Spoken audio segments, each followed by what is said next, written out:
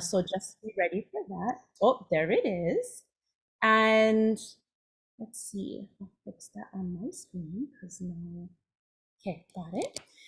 And the video is going to be posted on KUA's YouTube channel post workshop. So we'll send a note out to everyone with the link so that you can take a look and share it out with others too. I think we'll be able to do that, but Al, please correct me if I'm wrong on that. So we're gonna spend a few minutes just to kind of set the stage for today's topic, which is human use monitoring and the efforts of community-based human use monitoring and its application in our Malama'aina efforts across the islands here. Just a quick 30-second kind of review of the CBM Hui. So we're a collective, we're a group of Hawaiʻaina from all parts, all walks of the Paeʻāina. And I'll go through our 5 kind of overarching goals that we developed early on in the group's inception. So we're here to build a reciprocal and action-oriented and effective space that benefits communities participating by hosting events for knowledge sharing, and that's specifically again around community-based monitoring. We also utilize and elevate community data in all its forms in management and regulatory decisions, including evaluations and policy. We also want to increase the number of community groups involved in this space and ensure there's representation from multiple community types to better inform how, why, and what capacity people have a need for monitoring. We want to build and support a resource base for the ebbs and flows of community capacity and monitoring needs, both in the short and long term. And finally, we want to develop mechanisms to protect Native and Indigenous intellectual property policies and practices, again, as it all relates to community-based monitoring. So those are some of our big Hui goals. Some of our workshop ground rules. I know we're all here for ono conversation and engagement with each other. So we just want to send the reminders out to please be respectful of each other's mana'o and the diversity of our experiences, our backgrounds, and our visions of Aloha Aina. Please use the chat for questions and comments related to the workshop topic and discussions. And if you have a mana'o or a question or want to share something that's outside today's discussion topic, please feel free to email any one of the planning committee members. And again, folks can raise their hands, can identify who you are, and someone will get back to you. Again, bottom line, we're all here to learn and share and grow as a Hui, so let's just have fun and have a good time together. And let's see, so as our email or invite said, today's workshop, we're going to be convening a small group of community and agency partners to discuss the design and application of human use monitoring data and methods in place-based resource stewardship and engagement, largely directed by communities. We're also going to talk about human use monitoring data in agency-based and collaborative decision-making. So we definitely want to acknowledge, and as the planning Hui kind of thought through today's topic, we definitely acknowledge that there's a lot of communities, a lot of individuals, a lot of organizations that have been doing this kind of work, human use monitoring and data collection for many, many years, for decades. It's happening in numerous pockets around the Paeʻāina, formally and informally, and really all of those efforts contribute to the collective movement of community-based, community-driven stewardship. And really importantly, is an example of perpetuating kind of our inherent traditions and principles of place-based action by always being in constant observation and kind of documentation mode. You know, as Hawaiʻaina, we're always looking and observing. We're in our kilo places at all times. And so human use monitoring is kind of an extension of that. So we really want to recognize and mahalo, you know, communities, individuals, and organizations that have been really pioneering this work and its application in community-based ʻAlohaʻaina. I want to kind of share a little bit about CI Hawaii's work in this space. Several years back, we started a collaboration with several communities in South Kona. The Kapalilua Kiaʻāina collaboration kind of brought together different communities, and we looked intentionally at human use monitoring and documenting the observations of human activity in hotspot zones or communities. And these were hotspots as defined by the community, or excuse me, the county of Hawaii, as ones that were both ecologically as well as culturally sensitive and vulnerable to the impacts of high volumes of visitors and visitor foot traffic. So that project really kind of kickstarted our collaborations in human use monitoring and data collection. And we partnered with 3 communities, Miloli'i, Honaunau, and Kealakekua. And again, these are all identified as areas that were having a big visitor footprint. And so we wanted to quantify, the communities really wanted to quantify the, oh, get so many, or oh, get too many, or oh, get plenty cars now, no can park anywhere. Oh, you know, my kids, no can get in the water. So what we wanted to do, what the communities really wanted to do, was quantify all of those kind of those lived experiences and those observations. And we did that through setting up a human use monitoring plan in each of those spaces. So why did we focus on human activity? Well, again, communities, sent out the kahea of saying like, wow, okay, there's just so many people doing so many different activities that are not traditionally practiced in this space. And they're having an impact in how our communities, our ohana, are able to engage with our resources in a way that we've been doing for generations. So we really wanted to look at other factors that were impacting fisheries health and stewardship, and really lineal descendant engagement with those resources. So we had to look to the human activities, what types and where they were happening, in order to kind of inform place-based mitigative actions. Now, the local government, county, as well as state and federal partners were really interested in this Kapalilua Kiaʻāina approach, because they too really wanted to understand, well, okay, what are we working with here? Like, how bad is it? What can be done? And this information is really not only something that communities want, but what government partners are also asking for too, so that they too can kind of come to the table and say, okay, if we're seeing 500 people a day in a certain small bay community, well, then obviously we're going to have to kind of take some mitigative active measures. And so community and government collaboration has been pretty strong. And so I'm really looking forward to more discussion on that later on this morning. I'm going to wrap up and say, this is, an opportunity, human use monitoring and monitoring in general, which is why, we all kind of hui up in this community-based monitoring space. These are all additional ways that we as community members can be the authors and the architects of alohaʻaina that happens in the wahipana that we are connected to, or that we have pilina to. So by understanding what's happening in our wahipana and working together with whether it's other lineal descendants, community members, other stakeholders, it really positions communities well to again be those authors and architects of mitigative action in these spaces. So it's really, really powerful. So again, mahalo nui for joining us, in all of our CBM Hui workshops, but especially today as we continue to talk about how monitoring can play a decisive role in place-based decision making.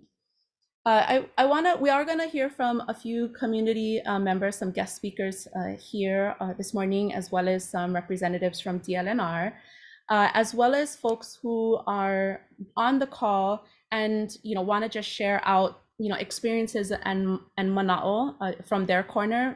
Please do. We welcome all of that. Please feel free to put it in the chat.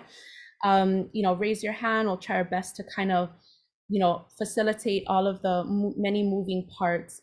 But I also wanted to share some input from our Kuaʻāina up in Kiholo here on the west side of Hawaii Island, who they have really been leading human use monitoring and data collection for some years. Cecile, I want to say, quite some time that the Hui has really formalized their monitoring work both in water and on the Aina, and they're looking too at vehicle traffic. How many cars are coming in and out of the area? What's the foot traffic? How many individuals? What are they doing? Where are they doing them? What kind of infractions are being documented? And these are all really important things. They're working with the state parks. They're in a specific jurisdiction type. And so all of this information really does help to set the pace and tone for, additional policy changes and or just new actions that are going to respond pretty immediately to the changes that are happening on the ground. And we look to, things like COVID, where we saw different things happen overnight. And so by having these human use monitoring efforts in place, communities are really able to quickly respond to and share out with agency partners what's happening on the ground. And in turn, again, hopefully those needs and interests are addressed pretty swiftly, hopefully. So with all of that, we're gonna spend our time today hearing from a few guest speakers, as well as from DLNR, and then we're going to open the space up to some, kind of wider Q&A and storytelling from all of you who are joining us today. So with that, mahalo again for joining us, and I am going to pass the talking stick over to Al, and she's going to kick us off with our first speaker. Mahalo, Al. Aloha. Mahalo nui for the stage setting. Sorry, I'm not Al. Al, you are welcome to jump in if you want to, but I just giving our coordination team a quick heads up that we are going to pivot order. We're having some connection issues with our first planned speaker. Al, anything from your side to add? Sorry to interrupt, Tita. No. Jenny Jagodich from Malama Pudukea. She's trying to get connected, so we'll tag, and Ulu, I'll pass it back to you. And while we're tagging, I did want to shout out the chat real fast, Kind. If you can drop us a note, tell us where you're joining from. We also know we booked a lunchtime-ish call, so grateful to have your videos. Also supportive if you want to disable video at this point and eat your snacks or lunch, but we would love it if you could turn it back on when we join the large group discussion. Thanks, gang. All you Ulu, mahalo. Yeah, look at us go. We just flow, right? Like that's how the wave come in, the wave go out, and we just go with her. It's all good. So I know I have talked way too much, so everyone wants to know who's up on deck, and we have Auntie Gina Kelekolio. She is a lineal descendant of the Ahupuaʻa of Honaunau, and she has been spearheading most of our work in that community and several others as a part of the Kapalilua Kiaʻāina. So mahalo, Auntie Gina, for sharing your mana'o, your experiences, what you've learned on the ground, and I'll kick it over to you, and I'll keep an eye out on the chat if folks have any questions or thoughts that they want to pose to you. But mahalo again, Auntie. Aloha. Aloha. Aloha, everyone. Mahalo nui for having me today.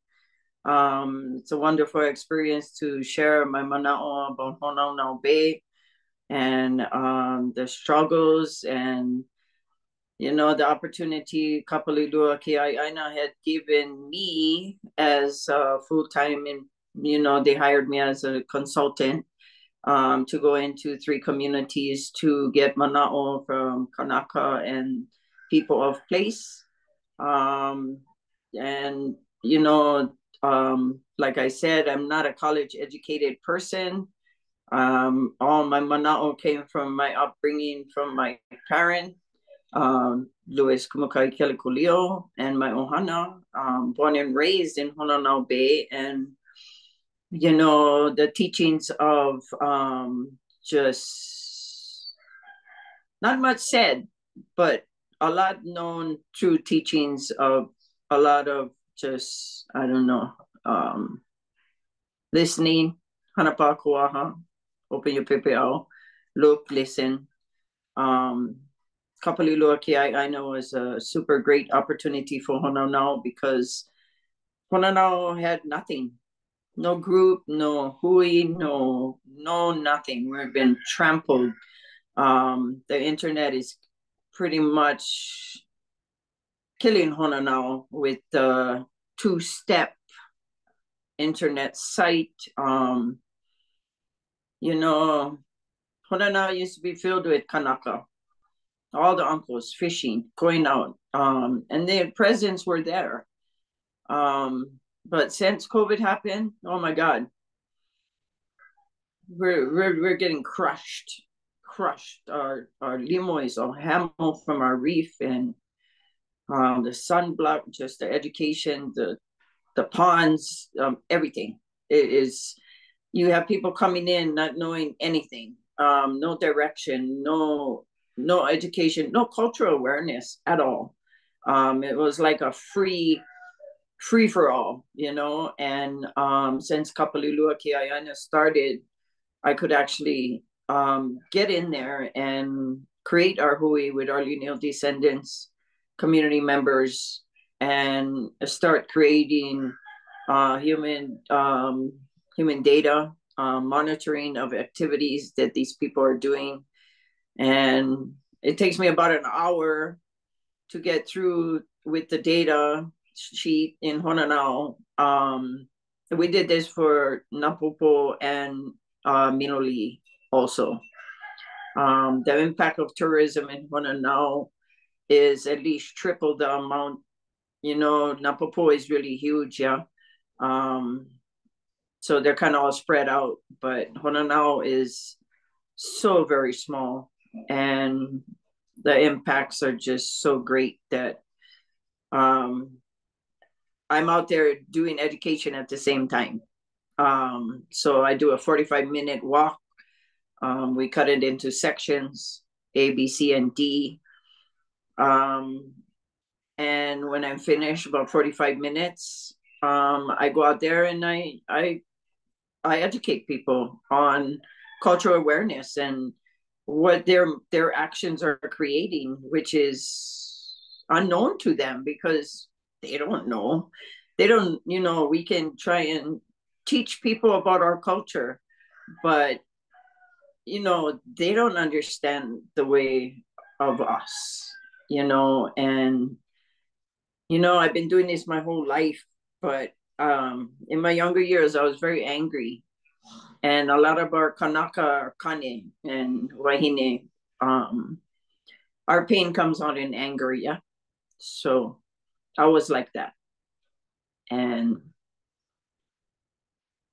I decided that instead of getting mad at them because they're killing our home, I'm going to give them my heart.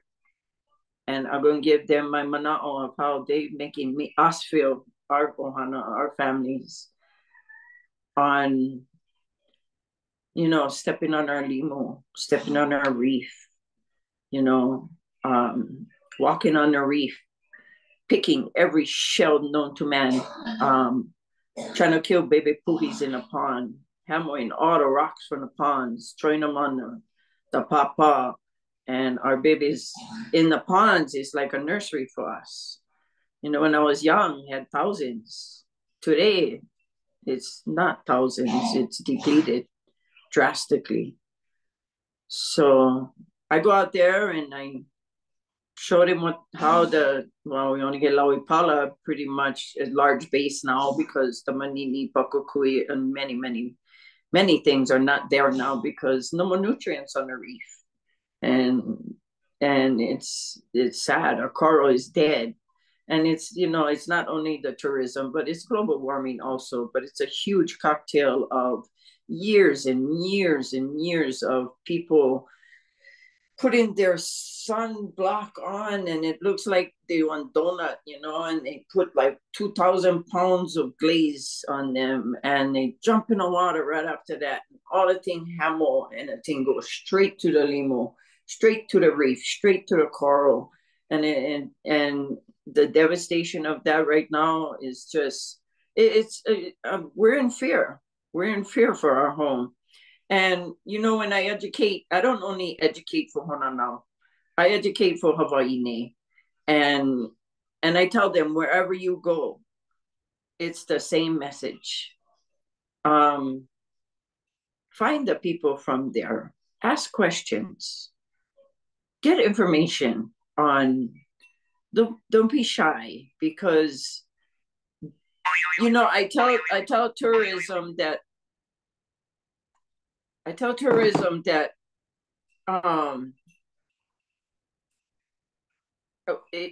we are trying to make Hawaii come back to normal, like bring our nutrients back, bring our limo back. And I know I only got a couple of seconds left, but if we work together as a team, the state of Hawaii, educating, the people of place educating, working together with our government, it's only the good for the state, for tourism and visitors, and it's good for the Kanaka to have our ways of life. I'd like to see my son be able to throw net, teach my mo'opunas how to throw net in the certain spots my parents have taught him. And, it's a win-win situation. We work for tourism, so when their mo'opunas come to Hawaii, they're educated. And when our mo'opunas are here, when we all gone, everybody on this forum is gone, our mo'opunas going to thrive. We're not going to worry about kakao no more.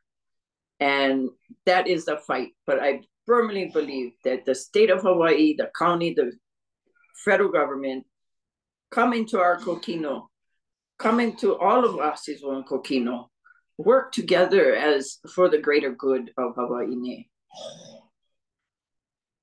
Mahalo, Auntie. Mahalo. So it sounds like some of the kind of key things that I take away from your sharing is, the collaboration aspect of monitoring, and how, it starts off, because there's something that's out of balance or out of whack, or, is wrong, whether it's, limu is no more, or, the miseducation of visitors, there's a lot, it sounds like there's a lot of collaboration that is necessary on the ground. And I'm really inspired by your thoughts on transforming your anger into action, and having the, kind of the conduit to that action being, collecting data, taking observations in place, and then engaging with the people who are visiting, and even some of the residents, even some of the people that live Honolulu. Yeah. It sounds like, that transformation is pretty powerful, and something that, I think a lot of us could, take note from, because we all express our pain, kind of differently, like you said, but taking that from it's when you do it for your whole life, and you see somebody doing something that is just totally against what we believe, you get mad. And that's the first part of emotions, right? Is you get hurt, and then you get mad, and then you start yelling at them, but it doesn't solve nothing, because they don't understand. And it's actually not their fault, because they're not educated with before they get here. So if we have true education from the state of Hawaii, I mean, not, oh, aloha, welcome to Hawaii, put on the lei, oh my goodness, oh, we got to create adventure for tourism so we can get all the money. No, we got to, and when I do this education, they want to hear the truth. They truly want to hear the truth.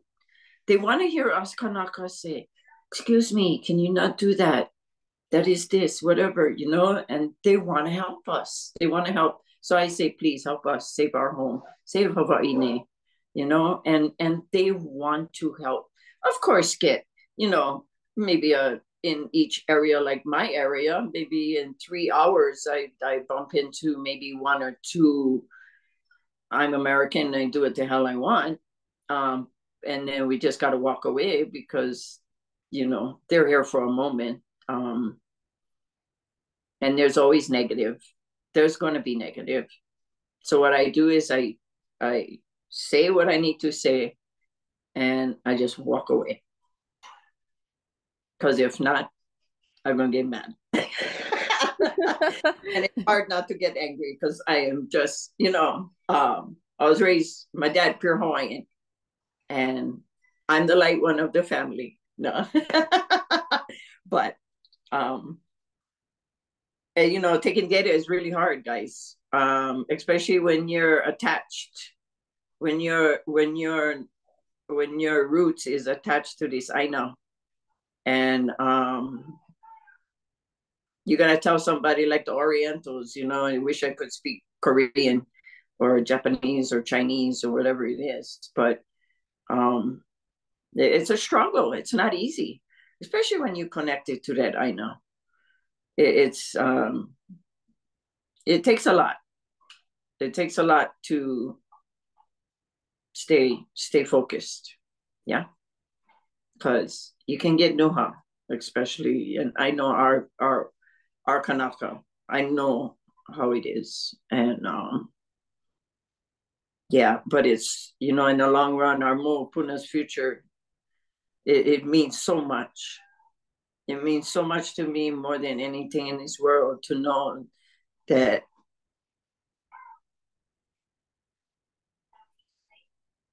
when I'm gone and my mo'opunas go to our house down Honolulu, they can fish, they can eat, they can nourish their body, and they can, my dad's manao given to me, and my manao given to my sons, and their manao given to my mo'opuna, my kane mo'opunas and the wahines, that generation will be able to pass that down, because still get ia, still get life, still get nutrients in the water for us as Kanaka.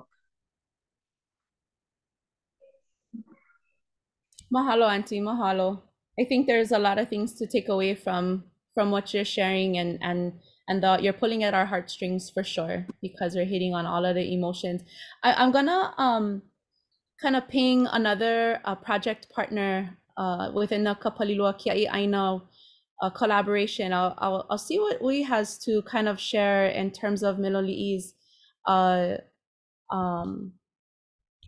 thoughts and experience in human use survey and data collection from their perspective, and how it's been useful, if that's okay, Hui. Mahalo. Yeah. Oh, aloha nui ya kākoa, Paul.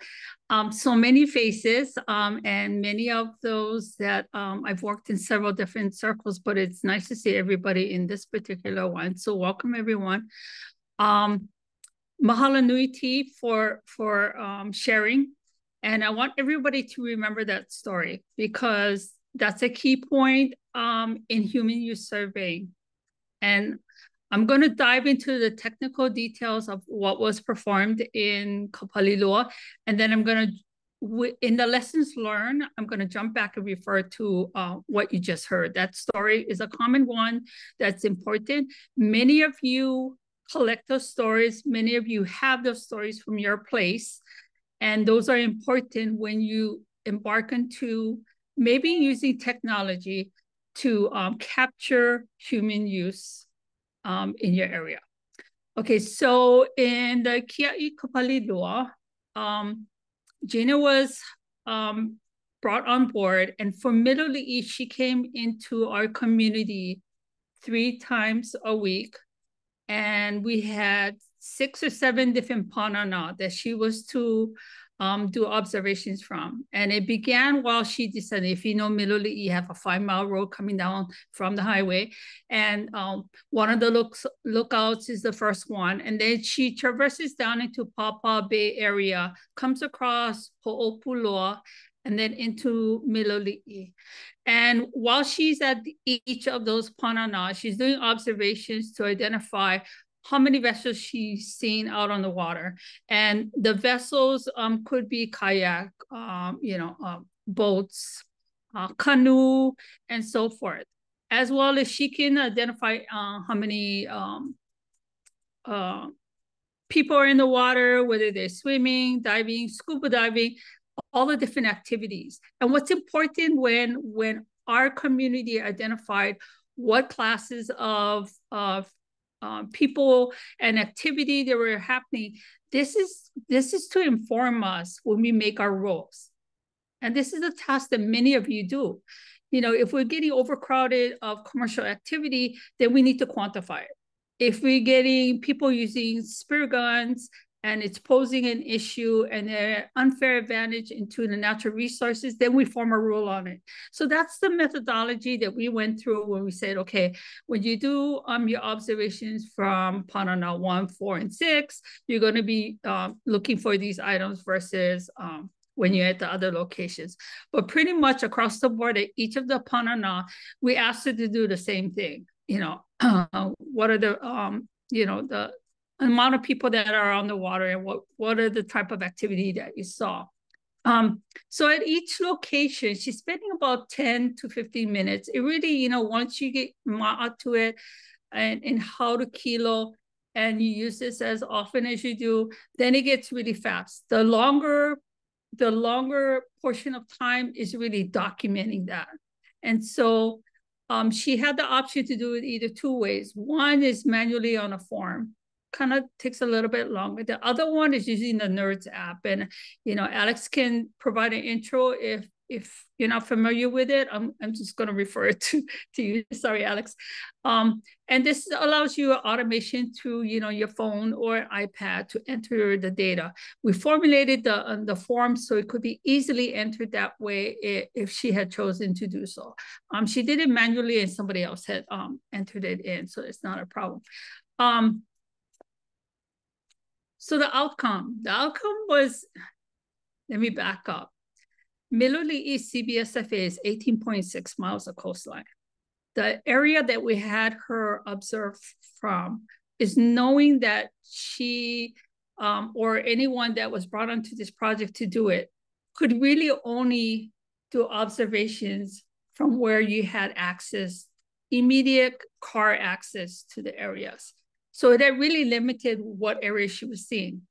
And so from that perspective, it was already, we knew, we expected that the data wasn't going to give us enough, but it was an important exercise because we had other communities ready to do the same thing, ready to do the kilo observations. We have youth, which we call Mohalana Konehiki Juniors, that we were training up on their skill sets on how to kilo, how to do natural indicators along with when they enter into the water and they do fish counts with the rest of the crew. We know that anytime we have divers, the first thing they do right after protocol is they do kilo. And then when they come back out after doing their work in the kai, then they do kilo again. And then one more time before they leave the village. So those are the different times that are random, but again, not comprehensive because we can't get to the 18.6 miles. The other downfall is we know the patterns. The people of place know the patterns of our fishers and the most common activity. And right now I can chime off a couple. Like our fishers, our fishermen of our village are out on the waters by 5:30. No one's going to be here to say, oh yeah, there's 4 vessels went out and each one had a crew of maybe 4 or 5. So we're missing that important data. But we know those patterns of our community, right? Every single long weekend, our entire village and all the way down to Kapua is just lined up with people. Honomalino is filled to the gills. They park at our Miloli'i parking and they walk over, which, by the way, is a violation. You're supposed to be parking in that park. If you park at Miloli'i Park, you're supposed to be using the facilities in that area.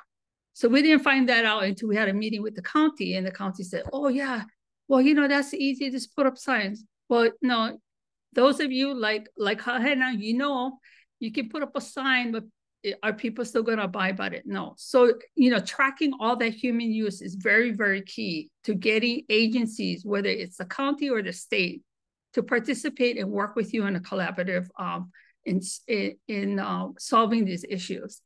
And so, you know, really that was a shortcoming, but then it brought to light what will be the next phase.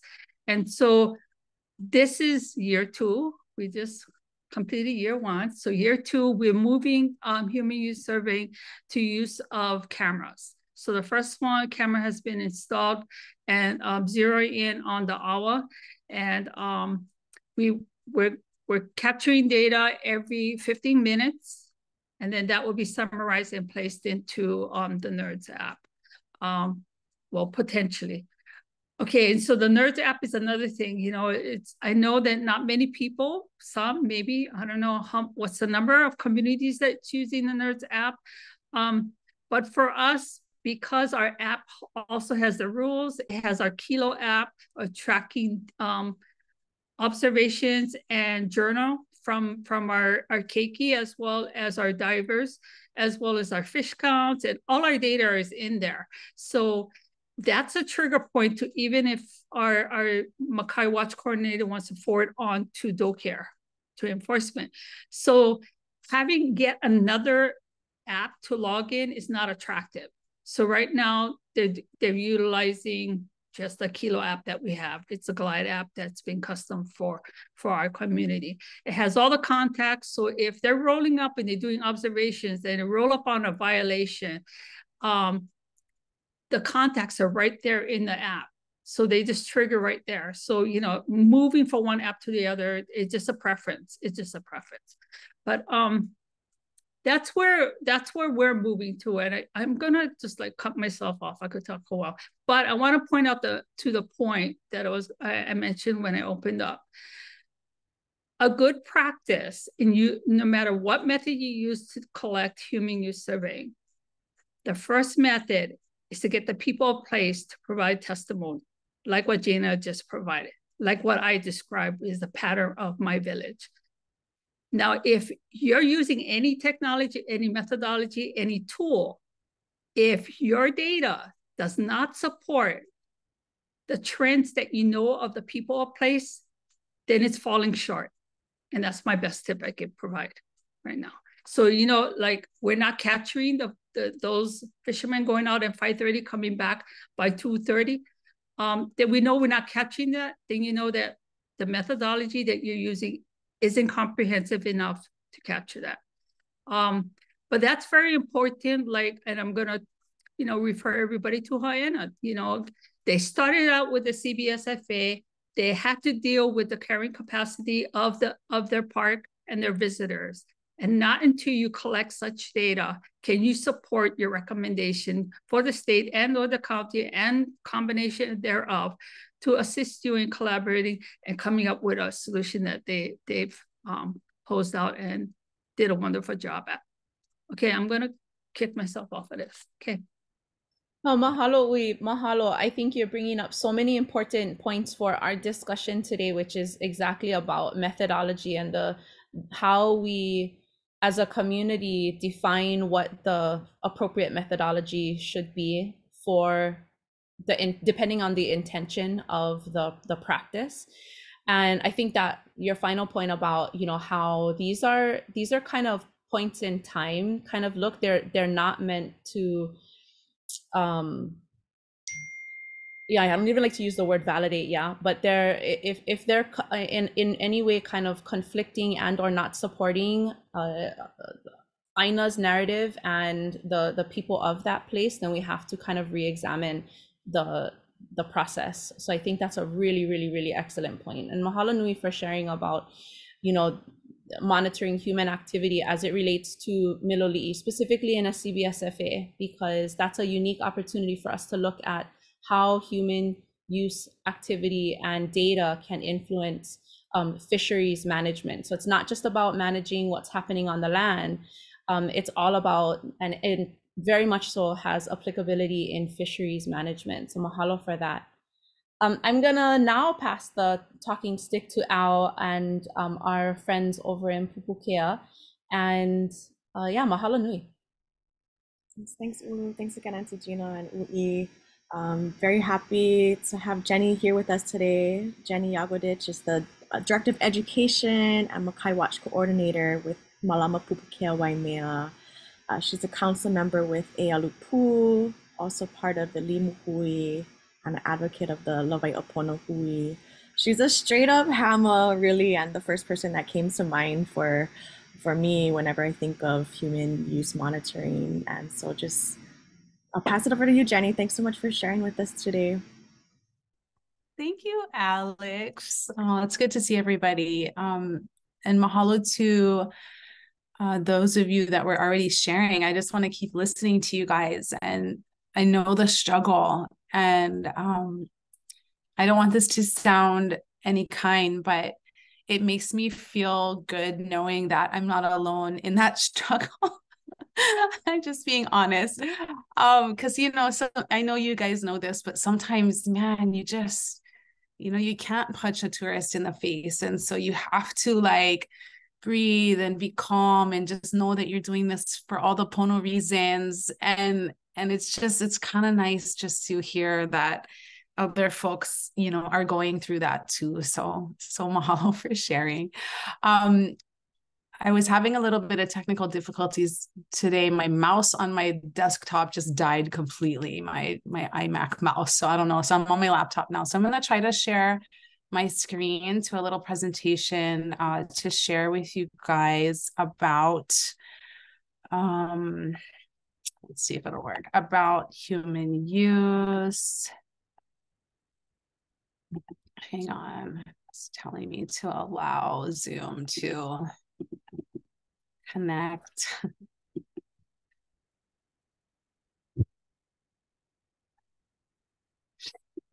Sorry, guys. So while I'm trying to get this to work, we've been doing human use here in Pupuʻāina since 2005. And, you know, it's kind of like what you guys were saying. You see these places that you've grown up and you love, and then what happens is they just get bombarded. And so it's a little bit crazy to look at, you know, to be able to say, oh, you know, I see that there's more people here. I see that there's an increase in human use. I see that the resource is getting trashed, but how do you prove it? Right. And so that's kind of where we're at right now. So sorry, guys, I'm having a problem doing this. Does anybody else want to talk story while I try to figure this out? How about somebody else talk story for a couple of minutes and then I'll ping when I'm back on. Aloha, everyone. You know, I would just want to reiterate what Hui and Jenny, you know, going out and looking at the certain things and how we do data and what we see, you know, in such a small area of Honolulu.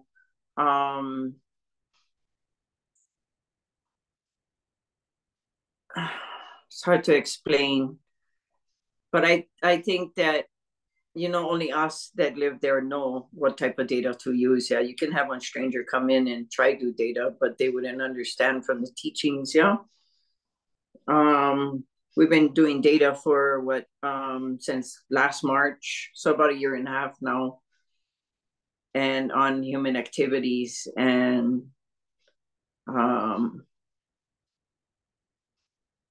I think personally that we can do all the data we like because it's going to help us in the long run with our government agencies for us to become a CBSFA one day here, hopefully in the near future.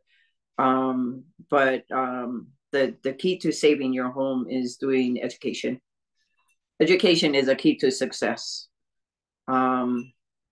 Without education, we can do all the data we like, but if there is no laws to hold people accountable, but how are we going to hold people accountable if they don't know what they're doing? That is wrong. You know what I'm saying? Because I do data, of course, yes. And it's to prove the activities in Honolulu. But we're trying so hard to become a 501c3 real fast. We were recognized by the state. We got all our P's and Q's in order. As soon as you become a 501c3, you know, you can have money, you can do all this, yes, but if you don't educate the humans coming into your kuleana, you always get 20,000 after them that don't know nothing. So I think our greatest success is going to be working with the state, county, the federal on education methods. Mahalo. Mahalo, Auntie. You know, I'll give Jenny, oops, and she popped off my screen.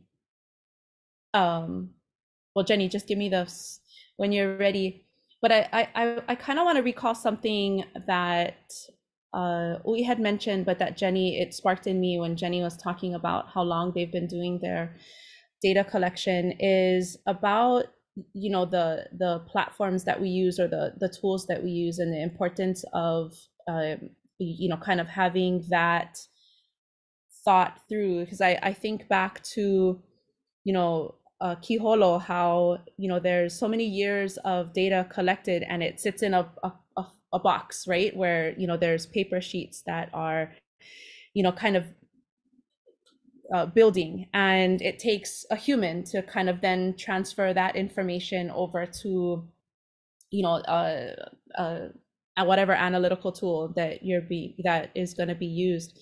And so I think that's a really important kind of topic to talk about too, is, you know, data collection, but also data management post collection and what that entails. And I think there's the role of technology is wonderful in that space and necessary, and I think there's a lot of opportunity to create the right amount of accessibility and making sure that the use is appropriate for that place, and the people who will be conducting the work for the long term. So, you know, Hui or Al, you know, just kind of looking at the platforms that are available, you know, certainly there's, you know, kind of free ones, whether it's Google or just a lot of different platforms that are available. Are there preferences that people have come up with? And Hui, what's your kind of thoughts from a kind of computer, you know, programming perspective? You know, how often should we be thinking about, you know, this in our monitoring work? And I think Jenny's going to be set soon, so we can either save that, put that in the icebox, or we can take a minute to address it now. I'm good either way. I'm going to punt it back to Jenny. She looks ready. Thanks for your patience, you guys. I never do Zoom on this computer, and so it was like, you have to like allow security preferences. It's like, I just want to share a presentation. Oh, I think it'll be okay now. Oh my gosh. Oops, here we go, guys. Oh my gosh. Okay, can you guys see that? Oh, yeah, I can see you. Alex, I can see you.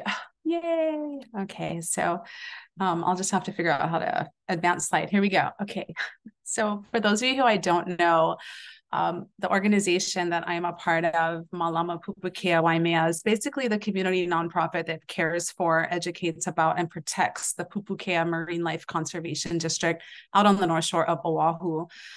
It is a 40-year-old designation this year. So for 40 years, this place has been a protected area. It's not a complete no-take, although most of it is. There are exceptions. Within the marine sanctuary, there's still a limu allotment. There's still pole fishing allowed from Waimea Bay, and there's also still a commercial surround net allotment 2 times a year, August and September, and November and December. So it's not a complete no take, but for the most part, it is, especially the shallow water areas and the tide pool areas, which is what I'll focus on. We do a lot of stuff, and I just want to say, you know, a lot of times I'll do presentations like this and people are like, oh my gosh, you guys do so much. There's no way we can do all that. And I just want to put it out there that we're a super tiny nonprofit. We have 1 part-time paid employee, and that's me. We have a very active board of directors. They're fantastic. They're all from our community, multi-generational, and they're really involved. And then we have a handful of really dedicated volunteers, not a lot, but a very small handful. So definitely quality over quantity. So I just wanted to disclaimer and say that we operate on a very small budget and a very small staff. We do a bunch of different programs that you can see here, from education to outreach to coastal restoration, different things. But what we're going to talk about today is our biological and human use monitoring. And so the area that we're talking about, I don't know if you guys can see my mouse moving, my cursor moving around or not. Oh, you can? Oh, fancy. Okay, so here we are on Oahu North Shore. And the area that is the marine sanctuary is here in this yellow pullout on the top left. That's the entire marine sanctuary. And then the area that I'm going to focus on today, where we do the bulk of our human use monitoring, is the Kapo'o tide pools area, which is blown up for you over here on the right. So you'll see this again. And so this is just a snapshot of some of the stuff that's in there. Every single one of these photos, with the exception of the Ojai here, was taken in the tide pools. So even that white tip reef shark was inside the tide pools there. And then looking in this little image of the Ojai, that's the tide pool area there. And there, I just wanted to point this out because, you know, there's a lot of stuff going on, whether it's big stuff or little tiny stuff. Turf, algae, things like that. And the reason I bring that up, because this is also the tide pools.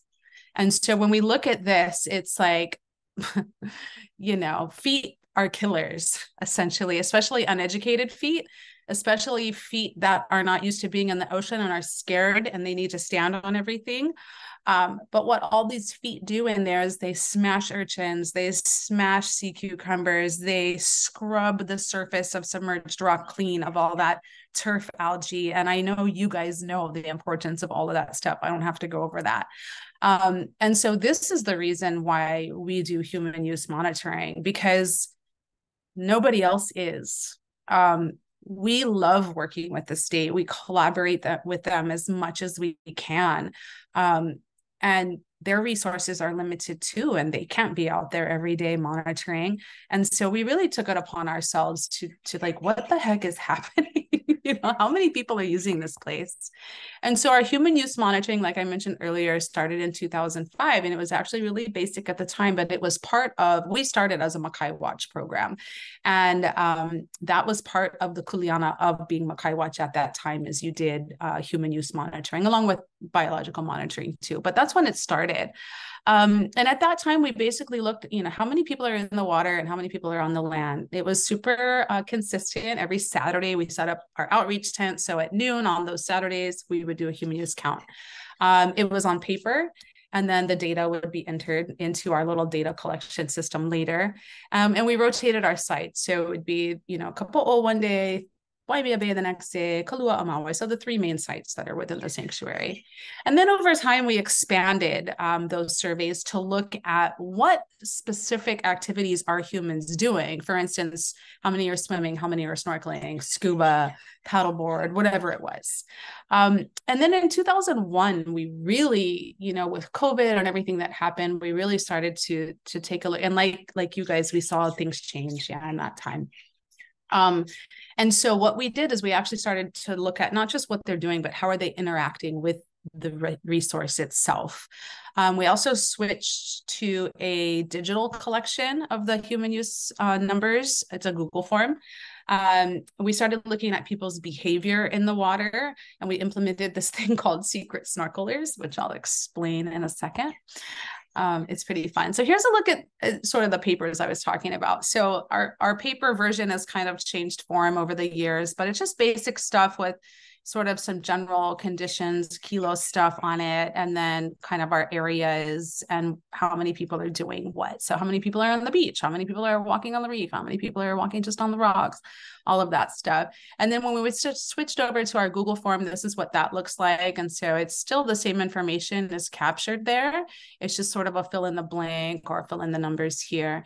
And what's cool about this is in the Google form, you're able to look at it in what they call sheets. So I'm not a techie person. So sheets, it's kind of like like a form. And so down here, I know it's really small for you guys to see, but these are all the entries. We're on like 200 and something this year of entries, and it gives you all of that information. And then what's happened is that I don't do it because I'm not good at that, but folks can pull out information that's relative. Like how many people between this month and this month were in the tide pools snorkeling, right? Like that information is available. We can pull that based on information that was inputted. And so the biggest thing though, you guys, and we've been doing, like I said, we've been doing human use monitoring forever. So what? So what? Really? Like we've had so many meetings and so many instances where I just go, look, guys, we've got these volunteers and we're taking all this data and we're sticking it in. But what now? What happens with it? Okay, I know what I see, and okay, we have numbers to prove it, but what does it matter? What does, is anything going to change because of it? Is it going to help with the resource? So that was always really the big so what. So what we did was we really started to get help with this data. How, what are we doing? So what I'm going to show you the next couple of slides are sort of what we did last year with the information. And I won't spend a lot of time talking about who was helping us, but if anybody's interested, I can let you know later, who we worked with and stuff. But what we did is we crunched all those numbers. And so we just looked at over a year's worth. And so we put it together. And so what we're able to do is we're able to pull out really cool information. So like, for instance, what time of day are people visiting the most? And so that'll help us with our efforts in having volunteers on the beach. We started a new program similar to what you're doing over there in Honau now. It's called Ocean Education Ambassadors. And it's where we have people that are literally on the sand talking to visitors like, oh, I'm sorry, you can't have a scoop net in there. Oh, they don't do this, don't do that. But when do we focus those efforts, right? And so by analyzing the data and the time of day and how many people were where, when, we're able to find those patterns. So for instance, for us in the tide pool area, the visitors' highest use is between 12 and 3. And so no sense we have our volunteers there at 8 a.m., right? Because that's not going to be the most bang for our buck, so to speak. And so another thing that we're able to look out is kind of like time of year, like over a month, what are the busy times? What's the seasonality of visitors? And our area is super unique and there's some other factors that are involved in this, but we can say that September, you would think it's after summer, people should be going back to the mainland, but September has actually been one of our biggest use months. And so it definitely can help us strategize. Another thing is kind of like, what about the areas? And so this is the slide before was looking at tide pools versus the cove. And then, what if we combine those numbers? And so does it change? Does it look any different? Is there use in different places at different times? And so this is kind of the problem that we're seeing in there, and especially these bottom two down here. And I know I talked a lot about people trample things, feet kill. I know you guys know that. But that's what's happening inside the tide pools. At their deepest part on a high tide, they're maybe 8 feet deep in the pocket that's really deep. But for the most part, it's 2 or 3 feet deep and people just love to walk through them. And so we really wanted to look at, okay, we're counting how many people are in the water, but what are those people doing in the water? And so one of the things that we were able to do, and this is, again, something I can let you guys know who we worked with, but we did some interesting human use collection last year and this year. So in addition to our number of in-water visitors, our regular MPW protocol, we did secret snorkelers. And secret snorkelers was pretty cool. What you do is you actually pick a visitor that arrives at the beach, and you kind of hone in on that one, like, okay, you're mine, and you follow them. And what they do is we have volunteers get in the water, and they have a little kickboard with one of those little plastic fish IDs that they sell at the ABC stores, so they kind of look like tourists too. And they have a GPS on their little kickboard. And what they do is they actually follow that visitor in the water the entire time. And they record sort of every few minutes where they are, but also they make a GPS point if that visitor touches anything, if they come in contact with anything, whether it's their foot stepping on something, their hand touching something, but anytime that their body comes in contact with any surface underwater, they make a point. And so what they're able to do from that is pull out information that kind of shows a track of where people went and everything that they touched along the way, everything along that track that they swam or they snorkeled, that they touched something. And that'll be relative in a second on the next slide. The other thing we did was this unmanned aerial vehicle or drone mapping. And so this was an aerial look at where people were. They looked at overall spatial patterns and counts of human use. And they did this at high tide and they did this at low tide. And the reason that's relative is for our area, there's less snorkelable space during a low tide. Okay. And so this is what we can get out of that. Okay. Which is super cool. So this is from the aerial visitor mapping. And so this is basically an overlook of the tide pools, and all of those are red dots are humans. And then it's color coded, those light blues. And so it's basically how many humans per hectare, if you techie and want to get into the science of it. But basically what you can see is that the humans are clustered around the access points, which this is an entrance here. They kind of all get in here. And the crack, this is what we call the crack over here. So there's a lot of people between sort of getting in and the crack, and then the S margin of the cove. And so this just gives us information of where people are concentrated. The reason this is cool is because then what we're going to do is we're going to pair this with in-water biological monitoring. So we know where the people are. Let's go look at what the reef or the bottom looks like, where all these people are. Yeah, so that's really the so what, why. And so that's what we did too. So we had volunteers or science folks, which I'll talk about in a second too, but university students are so critical for this. But to go in and to look at, okay, now where's all the corals in here, right? And so we had a gal named Ellie Jones who did a lot of this work, and she actually works with Highmark, and she spent last summer with us in the water, and she did a lot of this mapping. And, to just go in and officially say, okay, here's where the existing corals are. And then you can see the color coded there of the health of those corals and, sizes and stuff like that. Then when you overlay this with the people track, then you can see, really how are people affecting where you are.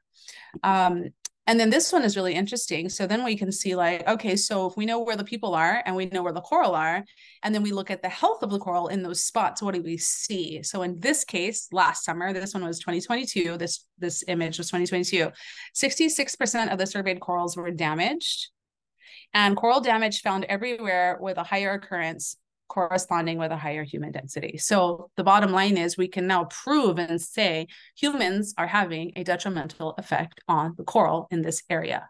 Too many humans, too many feet. Okay. And so to sum all of this up, human use monitoring, sort of what to remember about it, or what's working for us, or what do we need to focus on. Consistency is key. So doing it, enough times or over and over. So that you can have data to look back on or to compare it to. It is beneficial over time. So the longer you can do it, the more value or more information you can get.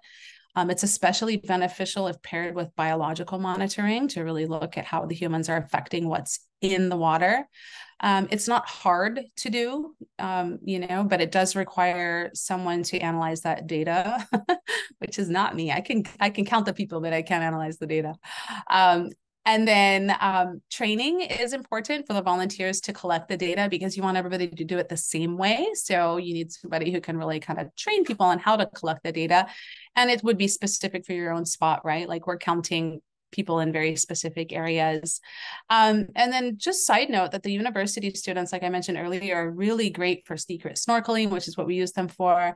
And then as a nonprofit, we spend money on things like the GPS units, other equipment, those kickboards, and even sometimes stipends, depending on grants that we can get to pay for the time of these, our summer science folks and these volunteers. Yeah, so I know I probably went over time. I don't want to go too long, but yeah, that's a little bit about the human use that we're doing and the so what. Hey, Jenny, that was absolutely amazing. So amazing to hear MPW's 40 years and how you folks have elevated data use, from using it to direct your efforts and programming to just taking it to the next level, pairing it and answering your kilo question and proving the detrimental effects. And that work can benefit all of us, you know, and everybody, all the communities to, you guys did the work to prove it. So mahalo for that. Mahalo for all you do. Part-time, AKA overtime worker over there. Amazing, Jenny.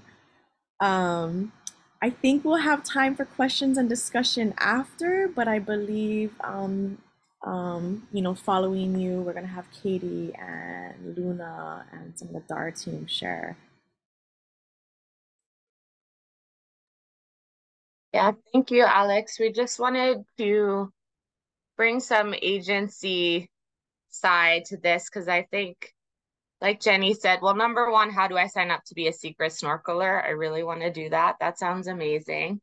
But we wanted to talk about the so what. This call has been put out to the agencies that this is an issue that needs to be addressed, and there have been a lot of discussions within both DAR and the broader DLNR. So we wanted to take a few moments to share some of the discussions and updates happening within our division and within broader DLNR to kind of elevate these concerns and find out what is the so what that we can do with these concerns and data that are being brought to us. So I'm going to introduce a guy who needs no introduction, really, Luna Kekoa, who serves as our program manager for ecosystems section within Division of Aquatic Resources. And he's worn many hats, from what he's wearing now to our CBSFA coordinator, Makai Watch, all of which have a huge role in human use and taking that data on board and turning it into action. We also have Anita Singh, who is a GROW fellow, and she's been working on our sociocultural indicators project and partnering with Pupukea to do some of the human use monitoring and looking at how those indicators are showing us how we're doing, both the positive and negative impacts of our marine managed areas and our fishery management efforts. I'm going to turn it over to Luna first to kind of give a quick update from our DAR and DLNR side. Mahalo, Katie. And Katie's also going to present. So she is our community-based monitoring planner, helping out with the Kokua community-based management project. And so she is also a part of this puzzle and team. Okay, so DLNR wide. If you guys saw the legislature, there was a couple of bills that had to do with carrying capacity. And so I ended up in a meeting with some of those different administrators, and Laura was there. We were sitting down and kind of started talking about carrying capacity. The thing that came out from that discussion was carrying capacity can be part of a management plan. DOFA is working on management plans. State Parks is working on management plans. So all of these different agencies are working on management plans. And one of those components of that could be a carrying capacity study, right? State Parks was talking about how they did analysis. They didn't even do a study. They just looked at when things were happening at Diamond Head. They were just like, 2,000 people showing up at 8 o'clock in the morning doesn't work. If we can spread out the 2,000 people and have them come at different times of the day, it makes things a lot more smoother. And so they just started like looking at situations and implementing things, right? So there's different ways that things happen once we see. But the main idea was that like over tourism it's an issue. And so now we're trying to figure out like how do we manage it? Another thing I wanted to share at like this bigger level, some of you have heard about like this DLNR hierarchy, where when we manage in DLNR, we look for and kind of put the resources first, right? Like that's the first thing we manage for. After that is non-commercial, so subsistence and recreational. And then the third piece is commercial, right? So that's kind of like how we go through this hierarchy of like, what are we managing for, right? And so this has been discussed and it's come up in the administrators meeting, where now they're going to go and take it back and be like, is this applicable? What is still applicable? Because this happened in 1998. It was brought forward having to do with the ecotourism that was exploding at the time, right? There was all these ecotourism things that were popping up, and it had to do with trails. But the same can be said of like boating permits. The same can be said of our managed areas, right? So DLNR wide, they're looking at like, does this hierarchy still play? And is it really the resources that we should be managing for? And how do we start to bring in like the public use of areas and then the commercial use of areas, right? So I heard you guys say like, oh, there's commercial use in our area, right? If that's the third thing we're managing for, like where does that end up in our kind of process? And so that's kind of bigger deal in our wide. And we're gonna kind of move fast because I think we want to get to some questions. So I'll stop there with deal in our wide, and then I will actually tag Anita as we start to jump into like the DARS box and what we have in our DAR division. So she can touch on the social cultural surveys. Katie can kind of talk about the carrying capacity process that we've been trying to figure out and some of the places we're looking to pilot, like Old Kona Airport. And then I'll jump back on and talk about Molokini and like how we're starting to partner with Dilbor. So tag Anita. Thanks, Luna. Aloha, everyone. Yeah, so I guess they kind of just invited me here today because I've been working on a huge project for DAR implementing social culture indicators into marine management assessments.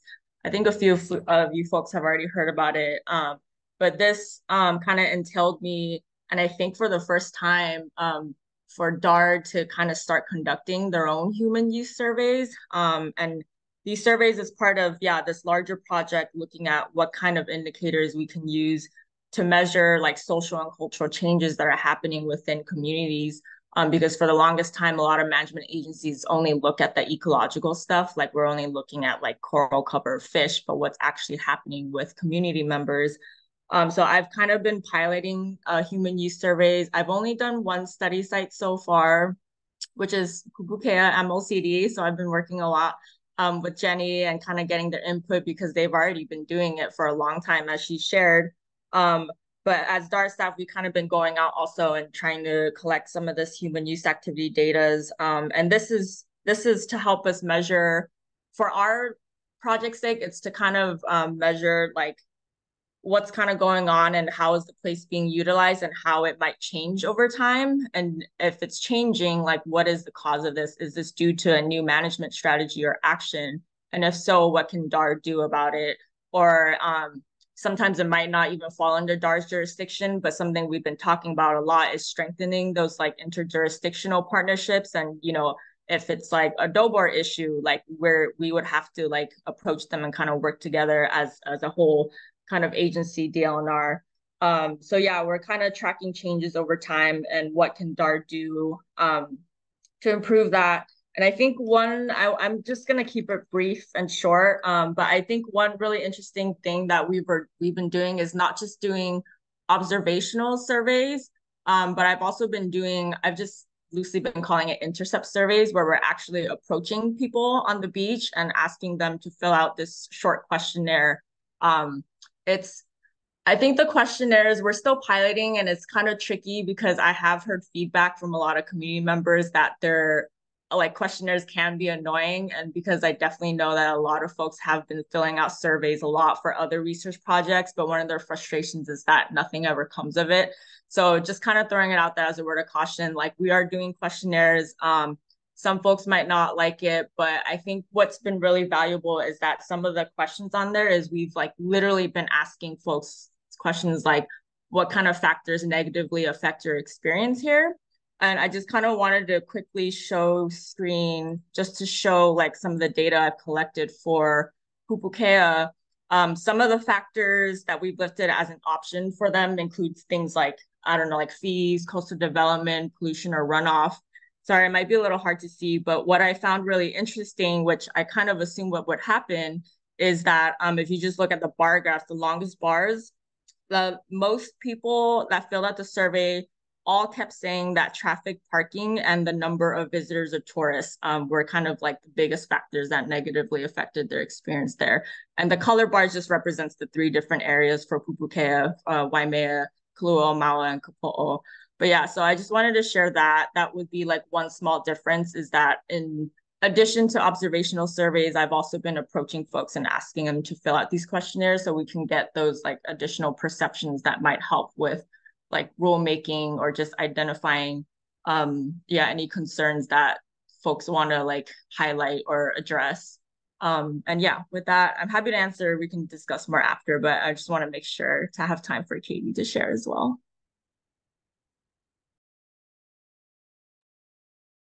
Thanks, Anita.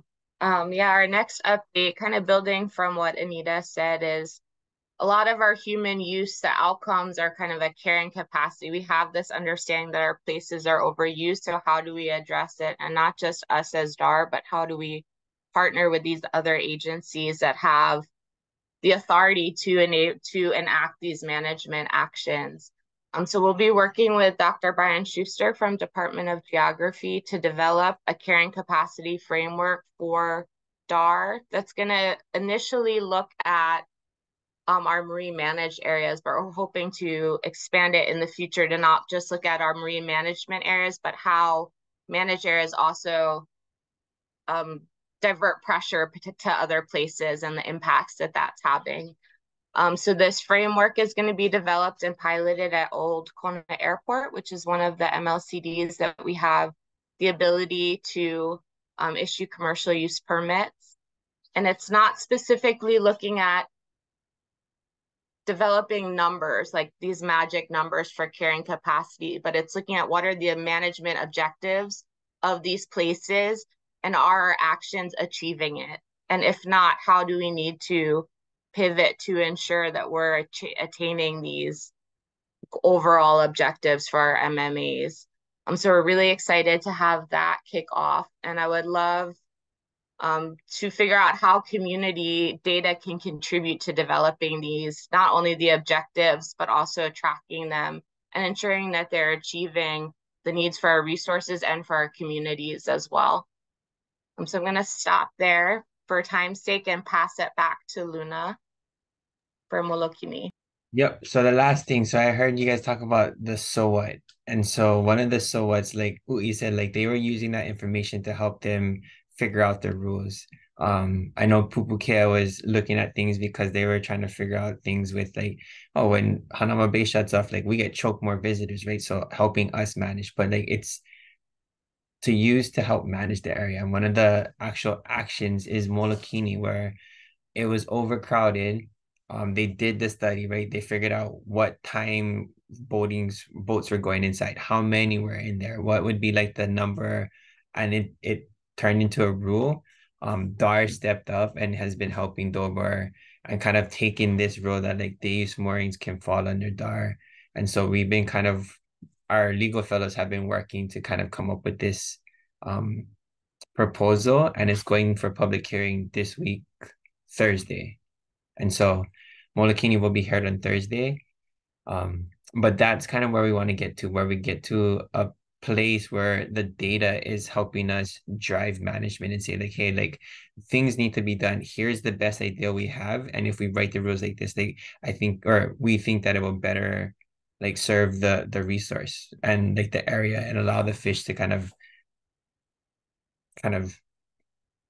not be bothered as much by, like everybody's like, oh, when the tourist is there, like no more fish. So if we can manage the tourists, the fish will be there.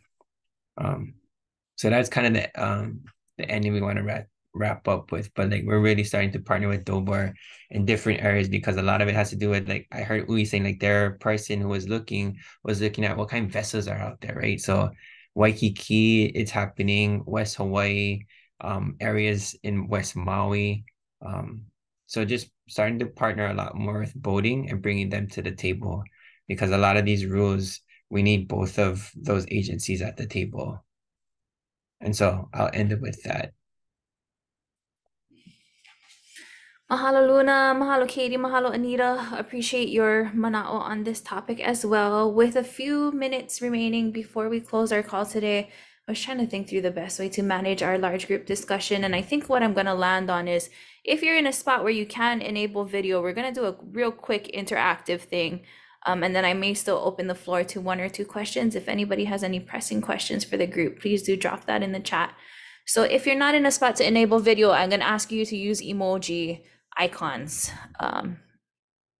So the first question I have is for folks on the call who identify as belonging to a community group. by show of hands or hand raise emoji, how many of you collect the types of human use data that were described on today's call? If you associate with a community, do you collect human use data? We heard some really cool methods as the hands come up, and sorry, I'm gonna make you hold it up just so we see the swath of different areas across the Paeʻāina being represented. We heard about intercept method, we heard about UAV drones, we heard about educational walks. Secret snorkeler seems to be a very popular one that I'm sure will prompt several follow-up questions, but really good diversity of things going on. And we'd love to hear more from you folks at another time, maybe about what other communities are moving forward with and doing.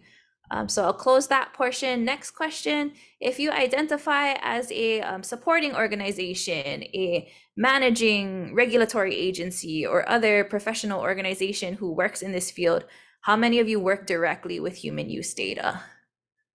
Show of hands or hand emoji.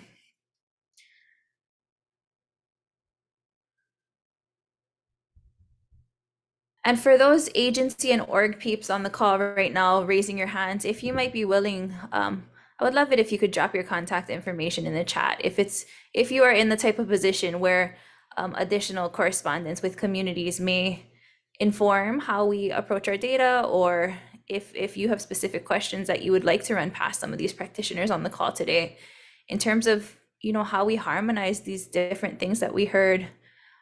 What's collected, how it's collected, and how is it used to inform decision making. So thanks for indulging me, guys, in that interactive activity. Keep it coming in the chat, and I'm scanning now.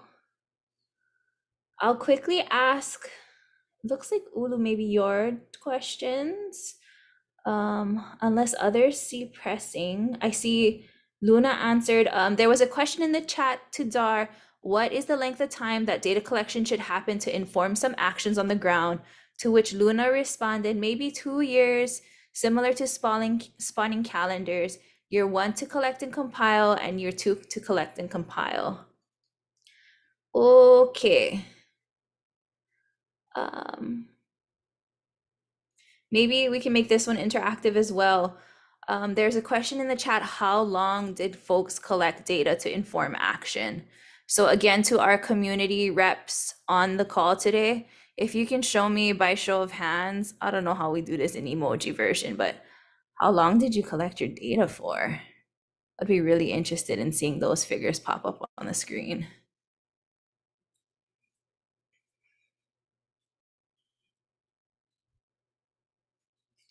And if this is difficult, I can lob this to its original intendant, which was Jenny, if you can answer how many years you guys collected data for.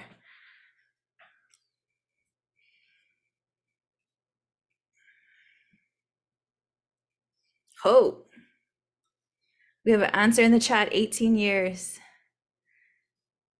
Grateful that you folks were able to do that for so long, especially the small staff you described earlier. I see lots of other communities that I know we work with closely. Others know how long human use data has been collected. Kona Hema, Kona Akau, go ahead. Is Billy on the call? I would be interested to hear Hawaiʻina, since they came out with a beautiful carrying capacity solution out of the box, but is being highlighted, and appreciate any lessons we can learn from them. I don't see Bill anymore, but I do see M. M, if you're in a spot and or if you know this answer. Hey, I don't know if you can hear me. Aloha. Yes. Malamai. I'm at Kauai Community College right now, so I'm in the room with in one of the student services rooms. But yeah, I know Billy and I, sorry for the late response to the email. We had a bunch of things that we wanted that we could give an update on for Ha'ena, and I don't want to steal too much time. Well, I don't know how much time we have, but happy to try to best answer any specific questions. If folks are wanting to know a little bit more about what's coming up for us on October 27th, we're planning a in-person Kauai presentation with DAR and our research partners to do a public share out, besides the one that we already did in Ha'ena about a year ago, I believe. as our formal public presentation for our 5-year review. We're just near completion of our 5-year report, which will be a public document to share with everybody. So that's up and coming. In terms of human use data, it's not something that we've been actively doing. Dr. Mehana Vaughn was really amazing and active with that in her PhD studies in tracking, and not only tracking human use surveys of the beach, but also where the fish was going. I don't know if you guys remember that research a while back, but that was really helpful for CBSFA to show not just human presence, but also where our fish is going and who it's feeding. Currently, we are kind of trying to revive that human use surveys. We found the template that she used, and our Makai Watch coordinator is starting to implement it into some sort of thing with his volunteer support for Makai Watch. We also just started NRDS not too long ago, and that's been a really great data storage for us. I would also like to point out too, and it's a resource we haven't yet tapped into, but something that we've been talking a long time about. But for those of you that are your communities are close to your lifeguards, you guys have lifeguard stations at your beaches. They have to collect human use data. And we actually have 2 lifeguard stands in Paeʻāina, one at KA Beach and one at Manini Holo Beach. And so that is because we haven't been as active. Our Makai Watch coordinator, as you guys know, is Konoe Alapai Hashimoto, Uncle Kaylee's son, who works a full-time job with Uncle Kaylee. So like Jenny, we have part-time guys that are like strapped, trying to just keep up with conversations overall with DAR. And aren't able to consistently execute on the grounds monitoring. But we did think that reaching out to our lifeguards, because that's public data, to know how many users are using your beach and all those sorts of things. So just an idea out there for those of you that are interested in backtracking some data or finding some ongoing data set that's already existed. But yeah, that's kind of a quick, if there's any more questions, I'm totally happy to. I'm just so sorry. It's a little loud in here, so my apologies. No, that was a perfect, really quick synopsis. Mahalo nui. Appreciate that. And I'm so sorry, folks. We're a little bit over time already, so I am going to wrap us up. But if you do have other things you want to stay in contact about, or you have specific individuals you want to reach out to, please continue using the chat. And with this, I will pass to Tita Cecile to close us up. Oh, huge mahalo today to our Malama Aina warriors that shared and inspired us today. Thank you again to our ko'o organizations from DAR to help us connect the dot full circle with this data that's being collected. And please stay tuned for our next season's CBM Hui workshop date and topic. And I just wanted to re-quote Auntie Gina, because she inspired me, and this is my new quote I'm going to share with everybody, but education is key to success. Love you guys all. Keep doing what you're doing. Ahui ho. Mahalo, everyone. Ahui ho. Thank you. Ahui ho. Yeah. Maalama.